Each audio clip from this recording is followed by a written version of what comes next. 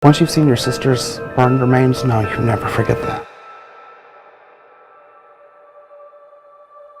Con estas cortas y a la vez contundentes palabras, Chad Woodward hace referencia a un hecho que no solo estremeció su hogar, sino a la comunidad de Livingston en Estados Unidos.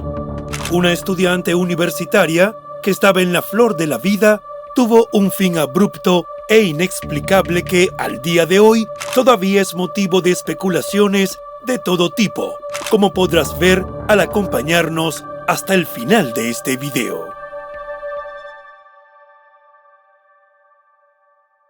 Los criminólogos dicen que no existe el crimen perfecto. Lo que existe es el crimen mal investigado. Siempre, en cualquier investigación, aparece una pista clave que lleva hacia el asesino.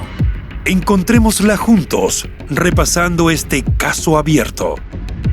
Hola a todos, mi nombre es León, y en cada video repasaremos todos los detalles de los más terribles casos criminales.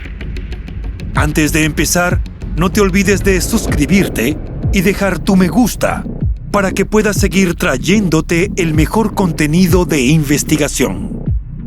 Recuerda también activar la campanita, ya que estaré subiendo videos 3 veces a la semana. Empecemos. El caso de Natasha Ashley.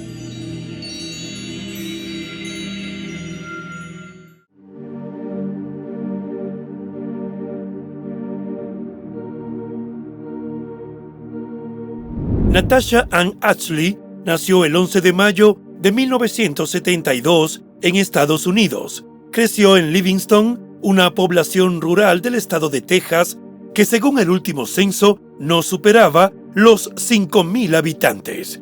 Era hija de Karen Sue Woodward y Lloyd Nolan Ashley, una pareja que no logró remar en la misma dirección y puso fin a su matrimonio cuando su pequeña hija tenía apenas 3 años.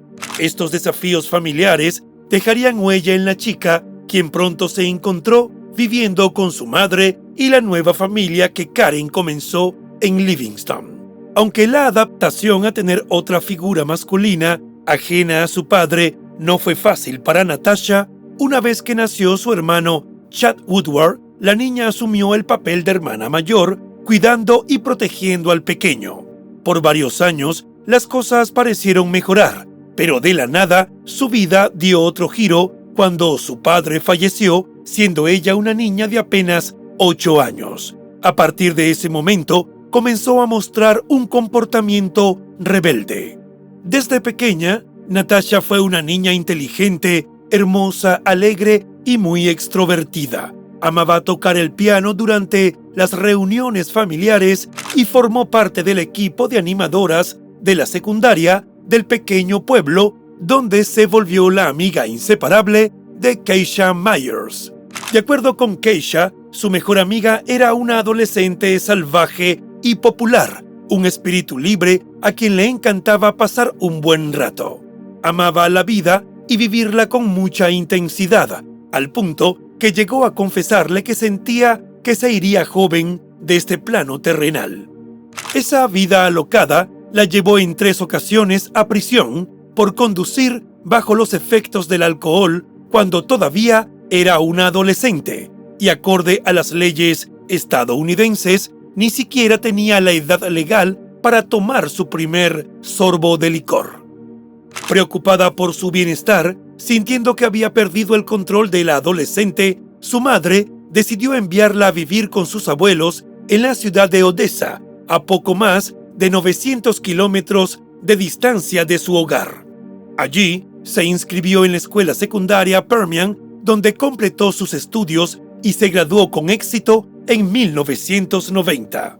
Posteriormente, inició clases en la Universidad de Blum y allí conservó su espíritu fiestero a la par de cumplir con sus deberes académicos. Natasha estaba a pocas semanas de dejar la adolescencia y entrar en la década de los 20, una época de descubrimiento personal para cada individuo, cuando consiguió un apartamento en el propio campus universitario y se mudó a vivir con algunas compañeras. Sin embargo, siempre regresaba al lugar donde creció para compartir con su familia y viejos amigos. De hecho, cuando se enteró de que su mejor amiga estaba embarazada, se puso muy contenta y le dijo que la ayudaría cuando naciera el bebé, demostrando que no solo era una persona con quien divertirse, sino también una amiga y muy leal. El 2 de mayo de 1992 fue uno de esos tantos días en los que Natasha regresó a Livingston con ganas de divertirse. Tras un partido de fútbol local, asistió a una fiesta de cumpleaños en una casa ubicada en la zona de Shepherd, en el condado de San Jacinto, y la disfrutó como solía hacerlo, rodeada de amigos, viviendo la vida como si cada día fuera el último. De acuerdo a algunas fuentes testimoniales, fue una reunión donde hubo exceso de alcohol e incluso se mencionó el consumo de LSD, un estupefaciente sintético con fuertes propiedades alucinógenas. A altas horas de la noche, o quizás a las primeras de la mañana, la joven abandonó la fiesta en su vehículo Chevy Camaro hatchback, pero nunca regresó a su casa. El 3 de mayo de 1992, aproximadamente a las 10 de la mañana, dos personas, un hombre y su nieto, que regresaban de un viaje de pesca, notaron un auto incendiándose al costado de la carretera. Estaba atascado en un terreno fangoso en el condado rural de San Jacinto. Inmediatamente dieron aviso a la oficina del sheriff, desde donde enviaron a un oficial que llegó al lugar y logró apagar el fuego. En un primer momento pensaron que se trataba de un vehículo robado, por lo tanto fue trasladado a un depósito de remolque. Mientras tanto, Karen, la progenitora de Natasha, estuvo preocupada por ella cuando no se presentó en casa en la mañana, y esa angustia se incrementó después de que la joven no llegó a la reunión familiar que tenían previsto realizar ese día. Si bien era una chica de espíritu libre, también respetaba sus promesas, y si decía que iba a asistir a un evento, lo cumplía. Convencida de que algo no andaba bien, Karen denunció la extraña ausencia de la estudiante universitaria ante las autoridades. En las horas siguientes, la madre de Natasha fue informada de que el auto de su hija estaba en el depósito de remolque. Cuando Karen vio al vehículo carbonizado y lo revisó, encontró en el maletero lo que parecía ser un cráneo y otros huesos. El espantoso descubrimiento reveló el cuerpo calcinado de una persona que por las características del hecho no podía ser identificada a simple vista. Sin embargo, las autoridades y la madre de la joven desaparecida asumieron con mucha certeza que se trataba de Natasha. En la primera evaluación, Karen reconoció unas prendas de joyería que pertenecían a su hija. Posteriormente, sus restos fueron identificados a través de los registros dentales. No cabía duda alguna de que la persona fallecida era Natasha Ashley, de 19 años. El jefe adjunto de la oficina del sheriff del condado de San Jacinto, Tom Branch, quien trabajó en la escena, la calificó ante los medios como espantosa. Relató que el fuego que consumió el vehículo ardió de tal manera que lo único que quedó de los restos humanos cabía en una caja de zapatos, un detalle que, sin dudar, complicaría la investigación. El trágico final de Natasha devastó a la familia, principalmente a Karen, a quien el mundo se le vino encima y nunca volvió a ser la misma. Chad, el hermano de la chica, que para ese entonces tenía tan solo 12 años, tuvo que contener el dolor de su madre y su propio sufrimiento ante semejante tragedia. En una entrevista posterior, declaró ante los medios de comunicación que para él, como hermano, fue muy duro ver a la joven activa y vivaz que siempre estaba rodeada de amigos, convertida en un montón de restos quemados. Una imagen que los impactó de tal manera a él y a su madre que nunca salió de sus mentes. En paralelo al duelo familiar, las autoridades continuaron trabajando en la compleja investigación. Debido a lo poco que podía extraerse de sus restos, no tenían cómo identificar con precisión si su cuerpo había sufrido algún tipo de heridas previo a su deceso, pero el informe médico determinó que se había calcinado hasta fallecer, por lo que el caso fue catalogado como un homicidio. La pista inicial para la policía procedía del propio auto. En los asientos del pasajero y del conductor se encontraron restos de escombros y un acelerante identificado como gas de goteo, que se determinó que fue la causa del incendio. Los oficiales empezaron a interrogar a las personas presentes en la fiesta, y muchas de ellas declararon haber visto a Natasha marcharse entre las 3 y las 3:30 de la madrugada a toda velocidad. Sorprendentemente, el sitio donde más tarde se descubrió su auto, donde el cadáver estaba oculto a solo 1,5 kilómetros de la casa donde se hizo el festejo. Tomando en cuenta el último lugar donde testigos la vieron con vida, la hipótesis de los investigadores era que se había cometido el crimen durante la celebración o cerca del lugar de la misma. De acuerdo con los oficiales, el hecho ocurrió en algún momento durante la noche o la madrugada, y el perpetrador luego la llevó hasta el camino de tierra, donde le prendió fuego al auto para tratar de deshacerse de las evidencias. Tom, el jefe adjunto de la oficina del sheriff, consideró que para terminar su trabajo, el autor del crimen pudo haber utilizado pozos de petróleo y gas que eran comunes en esa área. Según explicó, era posible extraer el gas de goteo del pozo si se tenía el conocimiento y la técnica para hacer el proceso. Eso reducía un poco la lista de sospechosos porque debían ser personas que conocieran el procedimiento, pero lo cierto es que tal suposición terminó siendo un callejón sin salida.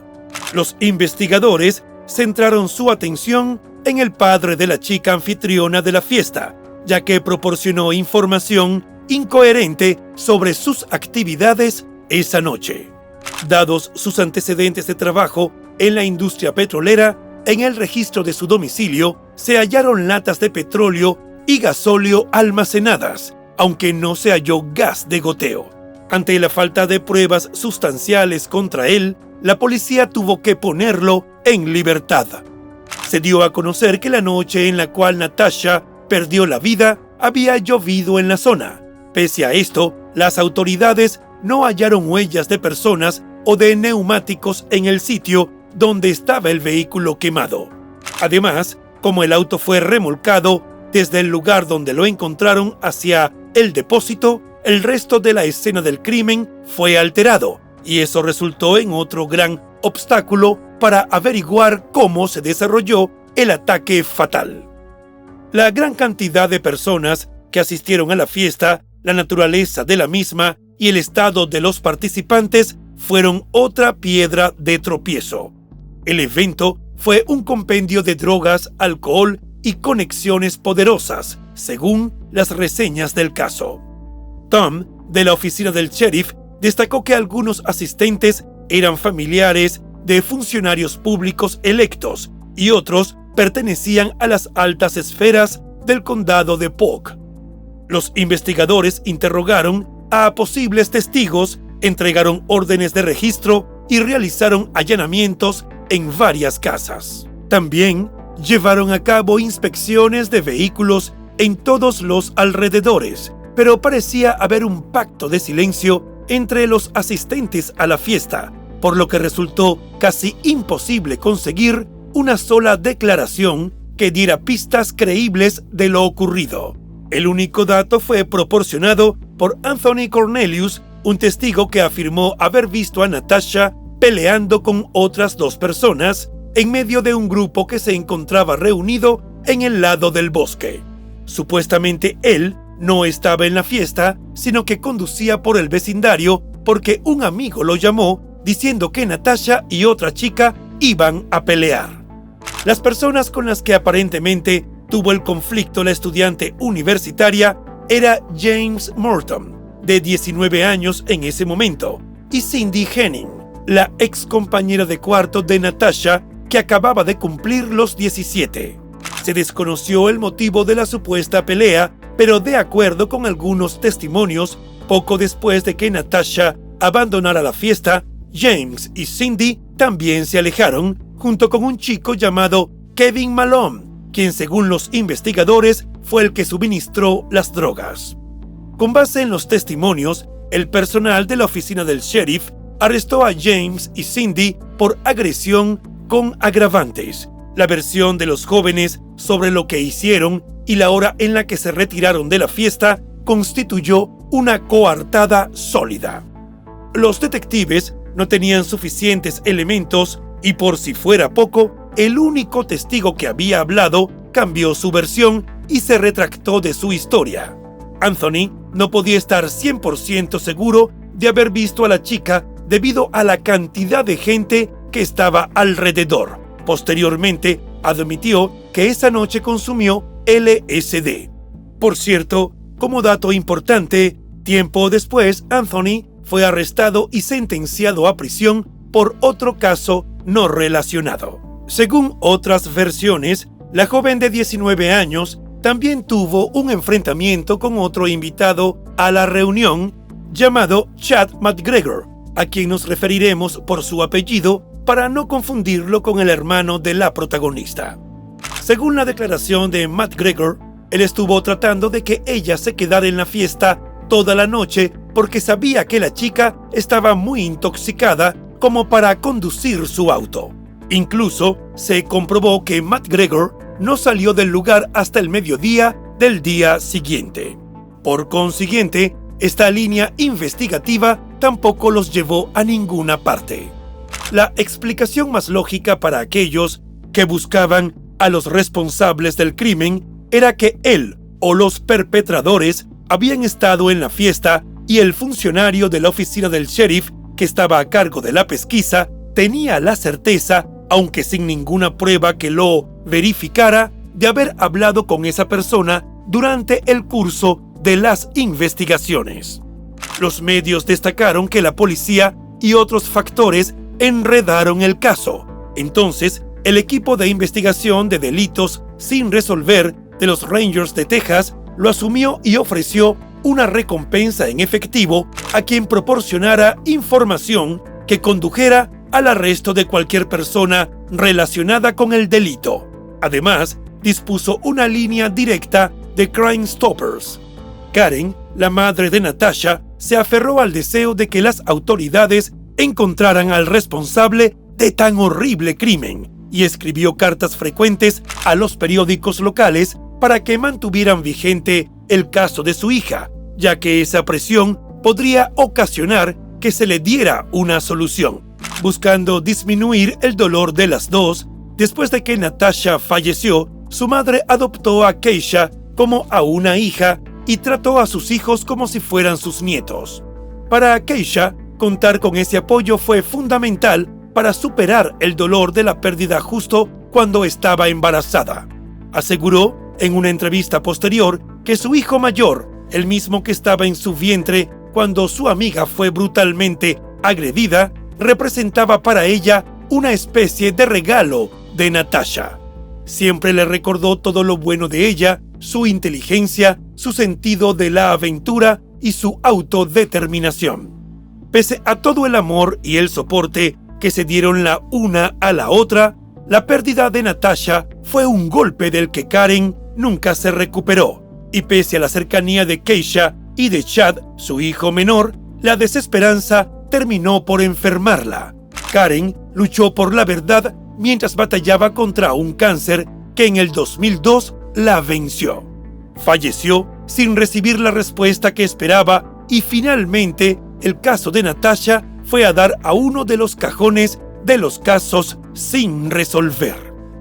Si bien la pesquisa policial no ha avanzado, el enigmático crimen ha sido objeto de infinitas hipótesis e investigaciones.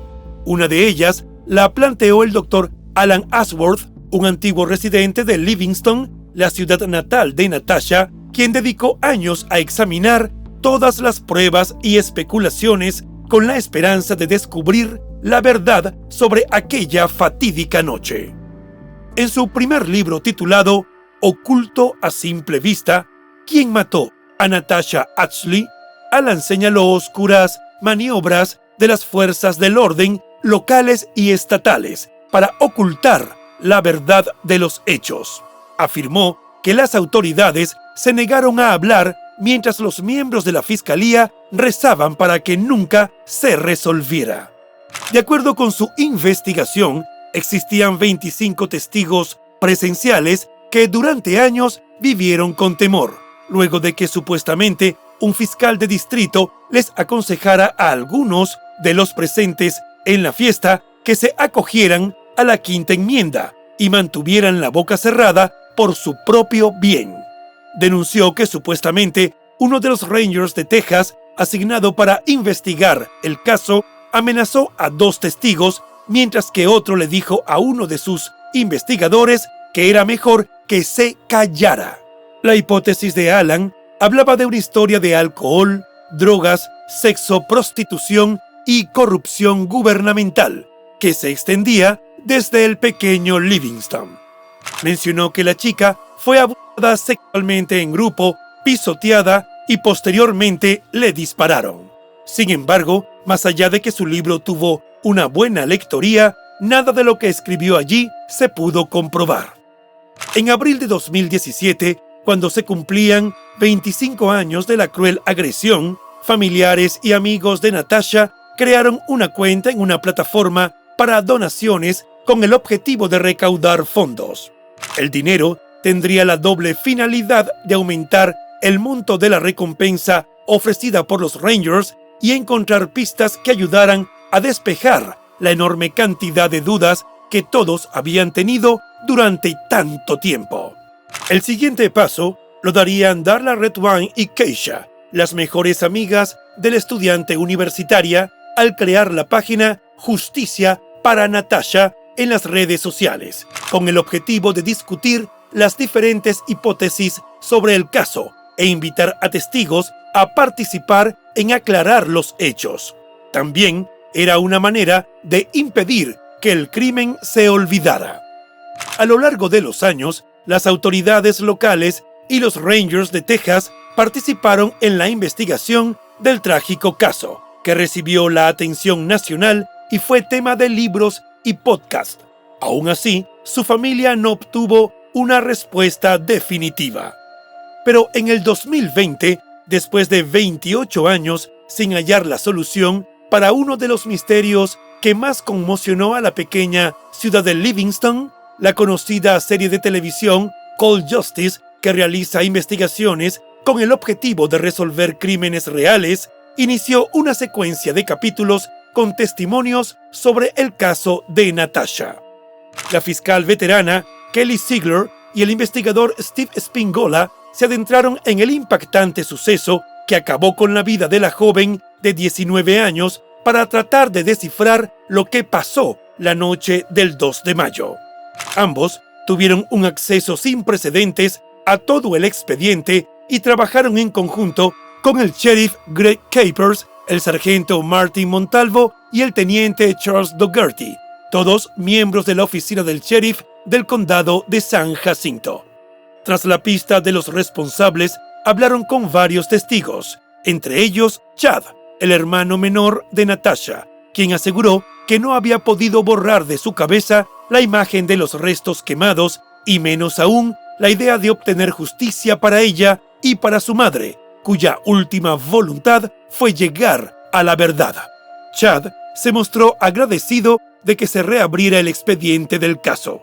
Según sus palabras, nunca se ha dado por vencido y por ello compartió lo que recordaba sobre su hermana mayor, a quien describió como una persona a quien le encantaba ir a toda velocidad. Esa era la única forma en la que ella sabía vivir. Tom, el ayudante del sheriff, que para entonces ya se había retirado de las fuerzas policiales, contó que después de tantos años se mantenía en contacto con los investigadores del equipo, quienes continuaban trabajando en el caso. Para él, fue una investigación muy complicada desde el principio y, por desgracia, algo se les pasó por alto en el camino. Pero estaba 100% seguro de que entre los múltiples entrevistados por el caso, habló con la persona responsable del crimen. Sin embargo, a menos que esa persona o un testigo se presentara, sería imposible conocer la verdad. Keisha, la amiga inseparable, explicó que había algo en Natasha que hacía que las personas la amaran o la odiaran. Tenía un espíritu libre, desenfrenado y valiente que llamaba la atención y molestaba a algunas personas.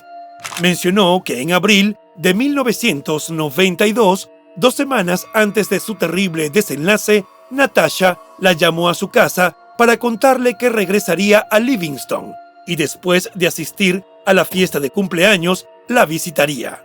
En esa ocasión, quien atendió la llamada fue la abuela de Keisha y su amiga quería asegurarse de que estuviera en casa el día acordado, porque tenía algo importante que contarle. Keisha nunca supo de qué se trataba porque no volvió a ver ni a hablar con Natasha. Desde entonces, solo busca respuestas sobre lo que sucedió, aunque ha llegado a la conclusión de que tal vez eso no suceda mientras ella esté viva. La patóloga forense Catherine Pineri revisó el caso para los investigadores Kelly y Steve, pero ni siquiera, con todos los avances de la ciencia en materia forense, se pudo determinar la causa que acabó con la vida de la joven. Con un incendio tan intenso en el que Natasha terminó completamente incinerada, todas las posibles pruebas quedaron destruidas y ese desconocimiento creó un misterio inexplicable. Lo que sí pudo confirmar la forense fue que el incendio comenzó en el área delantera del lado del pasajero. Sin embargo, durante el mismo, Natasha ya estaba ubicada en el área de la puerta trasera del vehículo. Los investigadores del afamado programa también se comunicaron con varios de los numerosos testigos que participaron en la fiesta para corroborar o refutar la versión inicial de que la joven tuvo una pelea con 2 personas. Cindy, la ex compañera de habitación, se negó a hablar con los investigadores y ninguna de las entrevistas corroboró la tesis de un altercado. Por el contrario, Dana Birmingham, una amiga de Natasha, fue testigo de que la joven se fue a toda velocidad, no discutió con nadie esa noche y los 2 sospechosos, James y Cindy, abandonaron la fiesta 1 hora después para llevar a su amigo Kevin Malone hasta su casa. Las entrevistas no arrojaron pruebas concretas sobre algún posible sospechoso. Además, las historias de James y Kevin coincidieron con lo que dijeron a las autoridades en la investigación inicial. Conectar a uno de los sospechosos con el acelerador de gas por goteo utilizado en el incendio tampoco fue posible, ya que para cuando se llevó a cabo esta nueva investigación, los pozos ya no estaban en funcionamiento. Para añadir complejidad al caso, todas las hipótesis planteadas quedaron en entredicho y surgió un planteamiento que sorprendió a todos. En abril de 2023, Kelly, la exfiscal del condado de Harris, y el investigador Steve sorprendieron a todos con una nueva tesis sobre cómo perdió la vida Natasha. Luego de revisar el expediente completo del caso y entrevistar a los testigos, los expertos conductores del programa llegaron a la conclusión de que Natasha perdió la vida en un terrible y trágico accidente. La exfiscal y sus investigadores no pudieron probar que alguien estuviera involucrado o que uno de los invitados fuera tras ella por algún tipo de enojo. Natasha salió sola de la fiesta esa noche y estaba tan intoxicada que no fue consciente para defenderse del peligro. De acuerdo con Kelly, lo que sea que estuviera pasando por la mente de la chica esa noche o lo que estuviera sucediendo en su cabeza, producto de las drogas, la hizo entrar en pánico y tratar de escapar. Kelly reveló que junto con el fiscal de distrito de San Jacinto, Todd Dillon, el fiscal de distrito Robert Freyer y otros expertos evaluaron el lugar donde se encontró el auto de Natasha y practicaron pruebas con un vehículo similar al Camaro que conducía la estudiante universitaria. Entonces surgió la tesis alternativa de que luego de una noche de lluvia, su auto pudo atascarse en el barro y debido a su diseño, tal vez no pudo hallar una manera de abrir la puerta para salir. La pared de barro, que probablemente se formó a los lados del vehículo, también pudo impedir que ella saliera o alguien más accediera, lo que con toda seguridad descartaba la participación de una segunda persona y por ende de un criminal. Sin embargo, esa hipótesis dejó grandes dudas sin respuesta. Una de ellas fue ¿cómo terminó su cuerpo en el maletero? Uno de los primeros planteamientos era que Natasha se peleó con alguien y luego el agresor la arrojó al auto y le prendió fuego. Sin embargo, el informe policial nunca señaló que se encontraban huellas de personas o de neumáticos en el lugar de los hechos, lo cual nuevamente cuestionaba la idea del crimen. Pero los investigadores tampoco pudieron responder y sigue siendo un misterio qué inició el incendio o cómo llegó el acelerante al auto. La familia y los amigos de Natasha no quedaron nada conformes con los resultados de la investigación periodística y científica. Al contrario de lo que dijeron los investigadores, Chad, el hermano de Natasha, piensa que aún hay muchas cosas sin explicación. No puede creer que se tratara de un accidente y está absolutamente convencido de que alguien prendió fuego al auto de su hermana porque no se quemó a una temperatura normal. Un detalle que indicaría que se utilizó algún tipo de acelerante. Tampoco cree que se quedara atascada porque ellos vivían en un camino cuesta arriba mucho más accidentado que el que recorrieron los Camaros durante las pruebas y su hermana era una experta atravesándolo. Durante más de 30 años, la forma en que Natasha perdió la vida ha generado un sinfín de especulaciones, incluido el rumor de que la chica estaba embarazada y otro sobre un presunto vínculo con el crimen organizado. Pero definitivamente el murmullo más fuerte sigue girando en torno a las personas que estaban en la fiesta y lo que muchos de ellos aparentemente ocultaron. Fue un caso muy complicado desde el principio y hasta el momento sigue siendo una investigación abierta.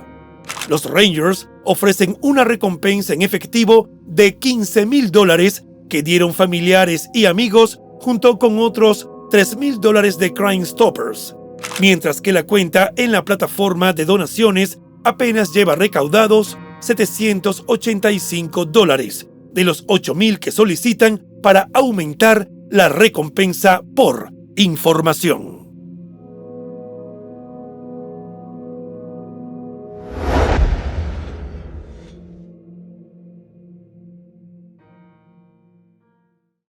Y bueno, hasta aquí el caso de hoy. Como siempre, agradezco tu apoyo a mi trabajo. Si te suscribes, das un me gusta y compartes este video, me ayudarás a seguir creando contenido. Hasta pronto.